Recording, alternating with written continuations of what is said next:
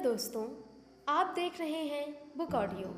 हर दिन अपने साथ एक नई कहानी लेकर आता है। लेकिन क्या आप जानते हैं 6 जुलाई के दिन इतिहास में क्या हुआ था? आइए जानते हैं इतिहास के झरोखे से और चलते हैं अतीत के उन पलों तक जिन्होंने दुनिया को बदल दिया।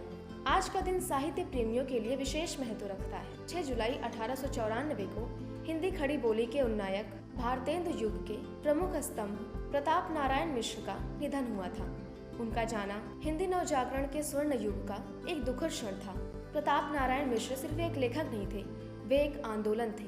हिंदी साहित्य को खड़ी बोली में सजाने संवारने वालों में उनका नाम अग्रगण्य है। वे भारतेंदु हरीशचंद्र के समकालीन और सहयोगी थे और हिंदी पत्रकारिता और गद्य लेखन को एक नई दिशा देने वाले पुरोधाओं में गिने जाते हैं। उन्होंने लखनऊ से ब्राह्मण पत्रिका का प्रकाशन शुरू किया, जो तत्कालीन सामाजिक, धार्मिक और राजनीतिक विषयों पर बेबाक लेखन के लिए प्रसिद्ध थी। उनकी रचनाओं में कलि कौतुक, हास्य तरंगिनी, तुलसीदास चरित, सुभाषित, सुधानिधि जैसी कृतियां आज भी हिंदी साहित्य की अमूल्य निधि मानी जाती हैं। हास्य, व्यंग, देशभक्ति और भाषा प्रेम, ये सब कुछ उनकी लेखनी में समाहित था। उनकी भाषा सहज, प्रवाहमयी और आम जनमानस के लिए उपयुक्त थी। यही वजह रही कि वो उस समय हिंदी भाषा को जनमानस की भाषा बनाने में सफल हुए। और दूसरी ओर 1964 को अफ्रीका की धरती पर भी इतिहास रचा गया। इस दिन मलावी ने ब्रिटेन स्वतंत्रता की घोषणा की।